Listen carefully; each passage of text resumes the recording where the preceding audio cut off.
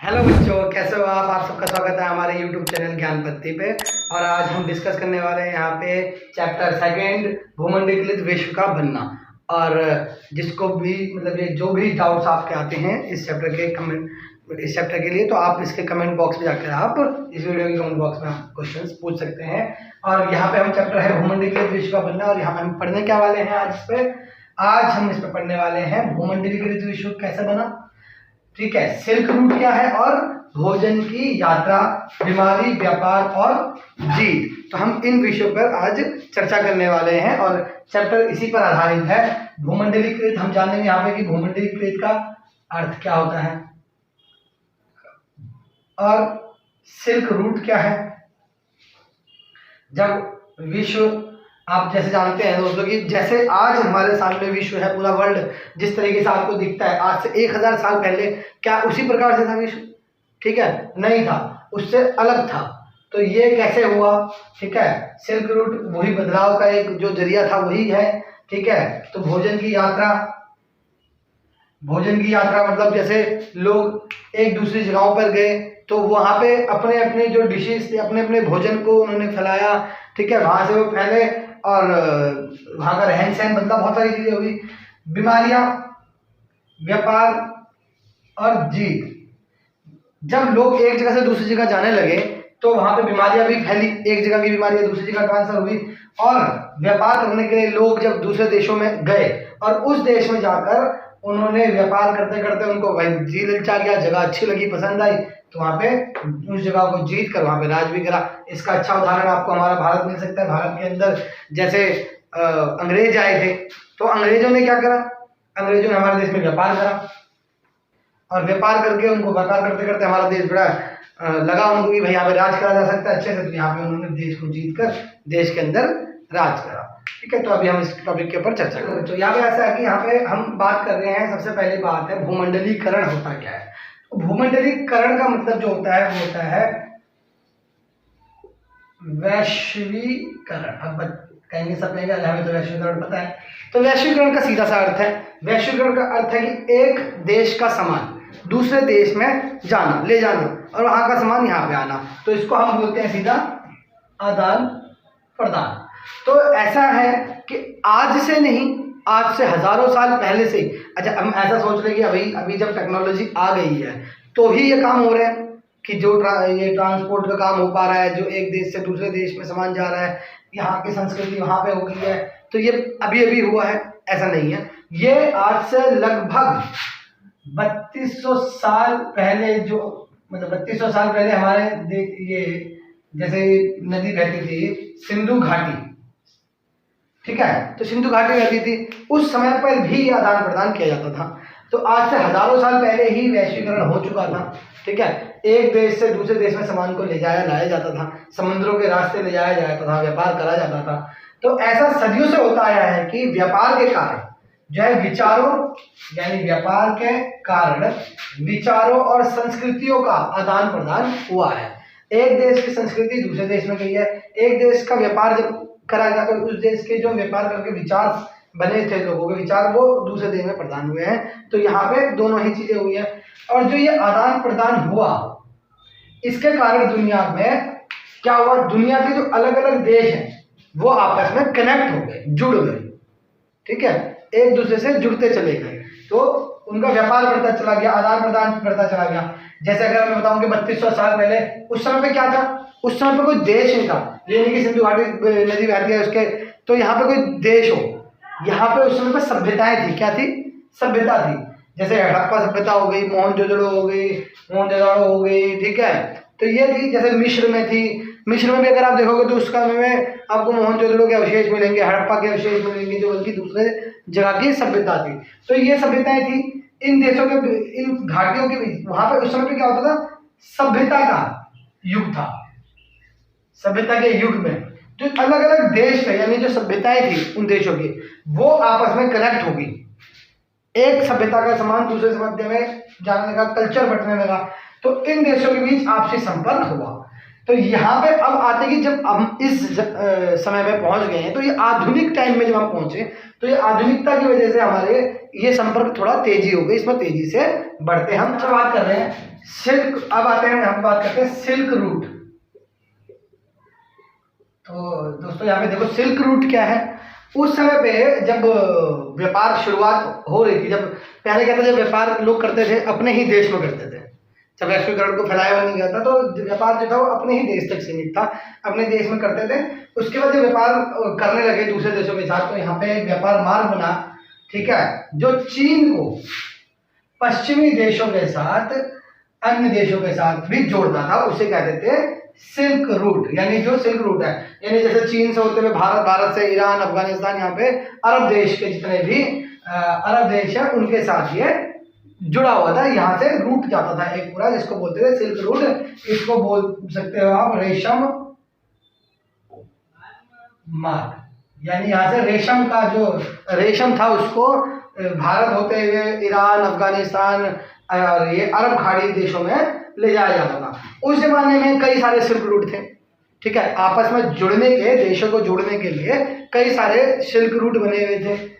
और silk route जब था, जो ये नहीं कि उसी टाइम था, उससे पहले भी, ईसा युग से भी पहले का सिल्क रूट बन चुका था, जो 15वीं सदी तक बरकरार रहा, ठीक है। जो देश थे यहाँ सिल्क रूट के जरिए व्यापार को करते थे, एक देश से दूसरे देश में जाना और व्यापार करना, अपनी संस्कृति को फैलाना, यही सबसे काम। यहाँ पे आप देख रहे हो सिल्क रूट। सिल्क रूट यानी रेशम मार्ग, जिसको हम बोलते हैं रेशम मार्ग भी बोलते हैं। ये रेशम मार्ग जो है जमीनी से होता हुआ, यानी चीन से भारत, भारत से अफगानिस्तान वगैरह जो है, ये ऐसे होते हुए जाता था, और ये समुद्र के रास्ते से भी होते हुए जाता था। जब इसका सबसे बड़ा बदलाव क्या हुआ विश्व के अंदर, सबसे बड़ा बदलाव है जैसे आदान प्रदान। क्या हुआ? आदान प्रदान। आदान प्रदान कैसे? जैसे चीन के जो बर्तन है वो देश दूसरे देशों तक, चीन के जो बर्तन है वो दूसरे देशों तक फैलने लगे, दूसरे देशों तक जाते थे, ठीक है। और इसी प्रकार क्या हुआ, यूरोप से एशिया के जो है कंट्रीज में, यूरोप से एशिया तक में सोना चांदी इसी सिल्क रूट से आते थे, यहीं से। तो सोना चांदी जब यूरोप में था, तो यूरोप से एशिया, और ऐसे ही ये फैलता चला गया, तो वहां से ये मंगाया जाता था सिल्क रूट के रास्ते। देखो इसमें सबसे बड़ा बदलाव क्या हुआ, जो धर्म थे, सबसे बड़े कि जो है सिल्क रूट के रास्ते ही ईसाई, इस्लाम और बौद्ध धर्म जो है वो दुनिया के अलग अलग भागों तक पहुंचा। यहीं से जो है धर्म जो है वो फैलते चले गए। ईसाई धर्म जो है फिर जैसे भारत में भी आया, ठीक है, और बहुत सारे देशों के अंदर रहे, ठीक है, और वहां पे उन्होंने अपने धर्म का इन्होंने प्रचार करा। इस्लाम धर्म इसी तरीके से पनपा, और बौद्ध धर्म भी दुनिया में छाया इसी तरीके से। तो ये दुनिया के अलग अलग भागों तक इसी तरीके से होता। तो सिल्क रूट का जो मेन काम था वो क्या था, वैश्वीकरण को फैलाना। तो इसी तरीके से वैश्वीकरण बढ़ता चला गया, भूमंडलीकरण जिसको हम बोल रहे हैं, भूमंडली जो है चीजें एक दूसरे को आदान प्रदान होती गई। अच्छा, जैसे जैसे व्यापार फैला, एक देश से दूसरे देश में लोग जाने लगे, तो उसके कारण लोगों के भोजन में बदलाव आया, और भोजन, एक देश का भोजन दूसरे देश में बढ़ता चला गया। अगर हम इसको देखें कि अब अगर मैं पूछता हूँ अगर आप लोगों का फेवरेट डिश कौन सी है, फेवरेट फूड कौन सा है, तो ज्यादातर लोग बोलेंगे या तो मोमोज है, चाउमीन है, ठीक है, ऐसी चीजें मुझे बहुत पसंद है, ऐसे लोग मतलब बोलेंगे, ठीक है। तो अगर आप ऐसा देखो कि इसको समझने के लिए अगर हम देखते हैं कि व्यापार के कारण क्या हुआ कि एक देश का जो भोजन है वो दूसरे देश में पहुंच गया, ठीक है। तो यहाँ पे अगर देखो आप इसको समझने के लिए कि नूडल्स का अगर हम उदाहरण देते हैं, नूडल्स का, तो नूडल्स जो है मेनली कहाँ से आया है, चीन। तो इसकी जो उत्पत्ति हुई है, जो इसका प्रोडक्शन हुआ है, जो पहला ये बना है वो है इसका चीन, ठीक है। ये चीन की देन है, चीन ने पूरी दुनिया को दिया। अच्छा, चीन से है ये पूरी दुनिया के अलग अलग भागों में पहुंचा, और वहां पे ये अलग अलग रूप में इसका इस्तेमाल होने लगा। अगर आप देखोगे कि हम जैसे जब ये मानो भारत आया, तो ये भारत में जब आया तो भारत ने अपने तरीके से इसको नाम दे दिया, अपने तरीके से इसको बनाना शुरू कर दिया। सेवई खाई है, ठीक है, तो सेवई का रूप दे दिया। और अब देखो चाउमीन भी बोलते हैं, कोई कोई देश चाउमीन बोलता है, कहीं चाउमीन है, कहीं स्प्रिंग ये सेवइयाँ है। अब इसी तरीके से जब इसका इस्तेमाल बढ़ा, तो ये पहुंचा इटली, यानी यूरोप के इटली में। तो यूरोप के इटली में इसको स्पेगेटी के नाम से जाना गया, वो भी एक चाउमीन का ही रूप है। उन्होंने वो अपने तरफ से डाल दिया, अपने तरीके से मसाले डाले, अपने तरीके से सब कुछ, तो वो अपने तरीके से इनका इस्तेमाल करने लगे। तो व्यापार के कारण एक देश का भोजन दूसरे देश में पहुंचा। ठीक। तो दोस्तों आप देखते हो आज, अगर आज आप देखते हो ना, जैसे आज की जो चीजें हैं, अगर आप जाने होंगे उसके बारे में कि आज का जो खाद्य पदार्थ है, खान पान जो है आज का, वो हमारा ही संस्कृति है या कहीं और से आई है, या हमने पहले से उगाई थी, या पहले से कहीं और किसी और देश से हमारे देश में है। तो अगर आप देखोगे आज के टाइम में आलू, टमाटर, मिर्च, सोया, मक्का, मूंगफली और ये शकरकंद जैसे जो चीज़ें हैं, ये पूरी दुनिया में जो आज इस्तेमाल होती है, आमतौर में आज इस्तेमाल होती है खाद्य पदार्थों के तौर पे, इसको इस्तेमाल हम खाने के फूड करते हैं इस्तेमाल। पर ये आपको बहुत जानकर हैरानी होगी कि ये ताजुब हो जाएगा कि ये यूरोप से आए हैं। कहाँ से आए हैं ये चीज़ें? ये बेसिकली क्या था, ये सारी चीज़ें यूरोप में उगाई जाती थी, यूरोप में उगती थी, पर ये देश आ गई दूसरे देशों में। अब हमारे देश में भी उग जाती है, आराम से खाते हैं इसको, मतलब मेनली इन्हीं चीज़ों पे जो है फूड टिका हुआ है। अब ये कैसे आई यूरोप से? अब आप जानते होंगे एक शख्स है जिनका नाम है क्रिस्टोफर कोलंबस। ठीक है, तो कोलंबस ने क्या करा, ये कहाँ से चले थे? ये यूरोप से चले। ये यूरोप से चले किस लिए? ये यूरोप से निकले जी, हमें जाना है, इनको खोजना था भारत। भारत बेसिकली इनको क्या खोजना था? भारत के, ये थोड़ा बहुत जानते थे भारत के बारे में, उन्होंने सुना था, तो ये भारत जाना चाहते थे। तो ये भारत की तरफ आ रहे थे। ये उस समय में अपने 3 जहाज लेके गए पानी के अंदर। तो पानी के जहाज जब ये लेकर गए, तो आप उस समय पे जानते होंगे कि जो पानी के जहाज होते हैं वो हवा के द्वारा चलते थे। कैसे चलते थे? हवा के द्वारा। तो जिधर जिधर हवा का मतलब बहाव होगा उधर उसका डायरेक्शन बदल जाएगा। तो इनका अचानक से क्या हुआ जी भाई, जहाजों का हवा की वजह से रुख बदल गया, और ये कोलंबस भाई साहब, जो ये कोलंबस अंकल हैं, ये गलती से चले गए अमेरिका की तरफ। और उस समय दुनिया को ये पता ही नहीं था कि अमेरिका भी कोई द्वीप है, अमेरिका पे महाद्वीपों में से अमेरिका भी कोई एक देश है। तो उस समय पे फिर इन्होंने, कोलंबस ने जो है अमेरिका खोजा, अमेरिका में ये पहुंच गए। ठीक है, तो ये जो आलू, टमाटर, मिर्च, सोया, फिर ये ऐसे ही दूसरे देशों में भी फैलता चला गया। दूसरे देश के लोग एक दूसरे देशों में जाने लगे, और फूड तो पहुंचा ही पहुंचा। एक देश की संस्कृति दूसरे देश में कैसे गई और कैसे फैली। तो यहाँ पर हम बात करें, देखो यूरोप के बात करेंगे, अगर यूरोप की बात करेंगे तो यूरोप की जो है जनसंख्या, दोस्तों यहाँ पे यूरोप की जो जनसंख्या है वो अधिकतर जो है लोगों का जीवन किस पे निर्भर हो गया? आलू। यूरोप में जो है आलू बहुत उगते थे, तो यूरोप की जो जनसंख्या है वो आलू पे इतनी ज़्यादा निर्भर थी। तो यहाँ का एक देश है जिसका नाम है आयरलैंड। ठीक है, आयरलैंड पर आलू की निर्भरता इतनी ज़्यादा बढ़ चुकी थी, इतनी ज़्यादा बढ़ चुकी थी कि जब 1840 के समय में, 40 के दशक में किसी बीमारी के वजह से क्या हुआ कि आलू की जो फसलें हैं वो तबाह हो गई, सड़ी गली सी आलू आने लगी थी। ठीक है, तो यहाँ पे लोग क्या थे उस समय पे, आलू के ऊपर इतना निर्भर थे कि हर चीज़ में जो है वो आलू की सब डाला करते थे, क्योंकि यूरोप में जो है तो उसमें बहुत ठंड हुआ करती थी। ठीक है, तो यूरोप में इतनी ठंड थी, तो ठंड से बचने के लिए गर्म चीज़ों का सेवन करा जाता था। तो गर्म चीज़ों में आलू जो था वो ज़्यादा तौर पे यूज होता था, चाहे अमीर हो गरीब हो, गरीबों के लिए ज़्यादातर वो फूड आसानी से उपलब्ध हो जाता था। तो जब आयरलैंड है इतना निर्भर हो चुका था कि आयरलैंड में जब आलू की कमी होने लगी, क्योंकि 1840 के दशक में एक ऐसी बीमारी फैली जिससे मतलब फसलों की बीमारी थी, जो आलू की जो फसल थी तबाह होने लगी। तो जब 1840 में आलू की फसल जब तबाह होगी तो कई लाख लोग जो है भूख से मर गए। ठीक है, क्योंकि तो यहाँ पे हमें एक चीज़ और मिलती है कि किसी एक चीज़ पर ही निर्भर नहीं रहना चाहिए। तो यहाँ पे एक चीज़ की निर्भरता बन गई थी, उस समय पे एक ही फूड के ऊपर निर्भर हो गए थे वो लोग, आलू के ऊपर। तो आलू की वजह से काफ़ी लोगों की मौत हो गई। तो इस अकाल, जो उस समय अकाल पड़ा, उस अकाल को जो है वो आयरिश अकाल कहा गया है। ठीक है, आयरिश अकाल के नाम से जाना जाता है, जिसमें आलू ने जो है, आलू की वजह से यूरोप के जो है आयरलैंड देश में भूखमरी छा गई थी और काफ़ी लोग मारे गए।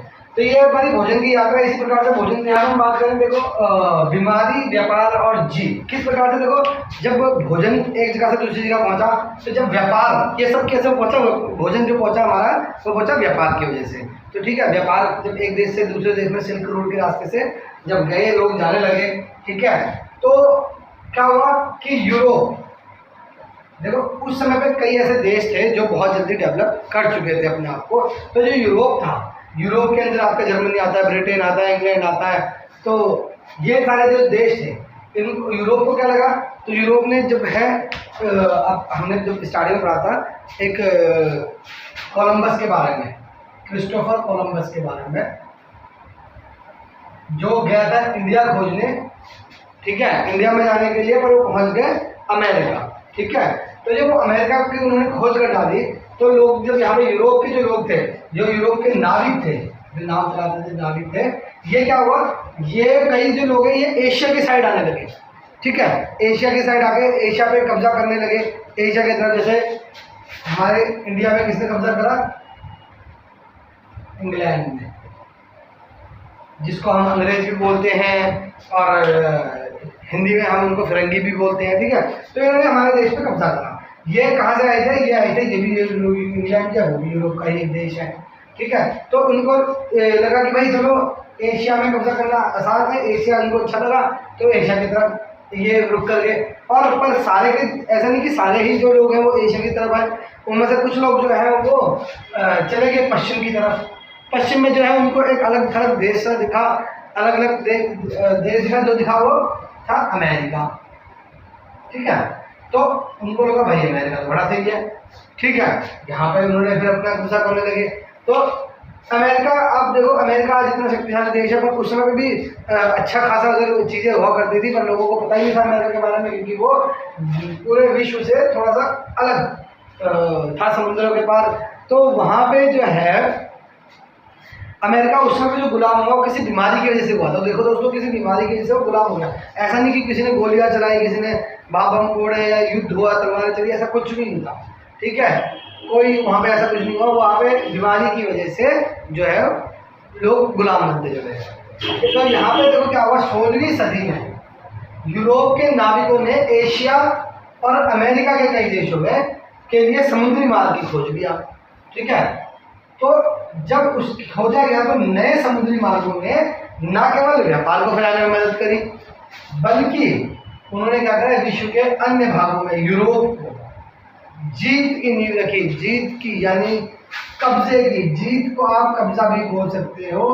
तो यहाँ पे कब्जा भी इन्होंने करा, ठीक है। तो कई देशों में, जैसे इंग्लैंड ने हमारे देश भारत पे कब्जा करा,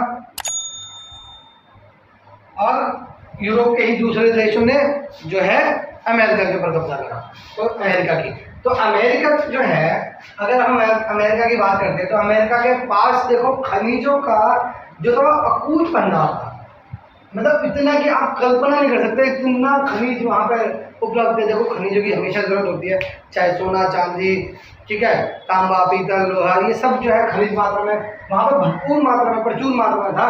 और साथ साथ अनाज, खनिज और अनाज जो था अमेरिका में भरपूर मात्रा में था। तो जब यूरोपी जो थे यहाँ पे आए यूरोपियन, तो उन्होंने देखा कि यहाँ तो सारी चीज़ें जो है, खनिज है, अनाज है, पूरी भरपूर मात्रा में, उनके मन में लालच आ गया, तो उन्होंने यहाँ पे कब्जा करने की कोशिश की।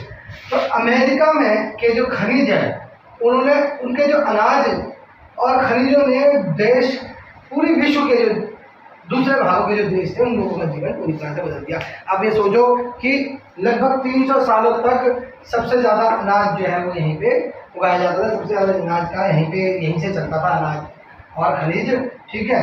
और उसके बाद चीज़ें बदलती रही।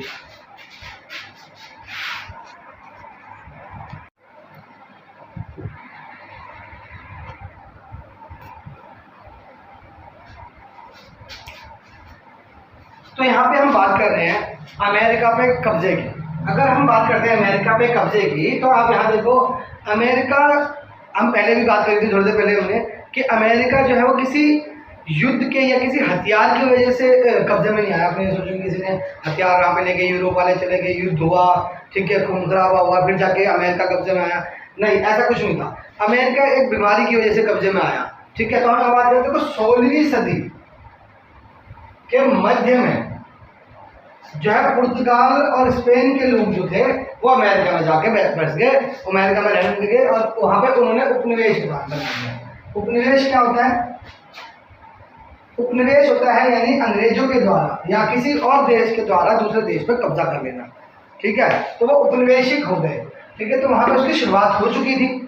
तो लेकिन क्या हुआ कि यूरोप की जो ये जीत थी ना, वो किसी भी युद्ध से या फिर किसी भी प्रकार की जो है, आप ये नहीं कह सकते कि किसी हथियार से उन्होंने लड़ाई लड़ी या कोई हथियार की वजह से वो जीते, बल्कि वो यहाँ पर जो है वो जीते हैं एक बीमारी जिसका नाम है चेचक।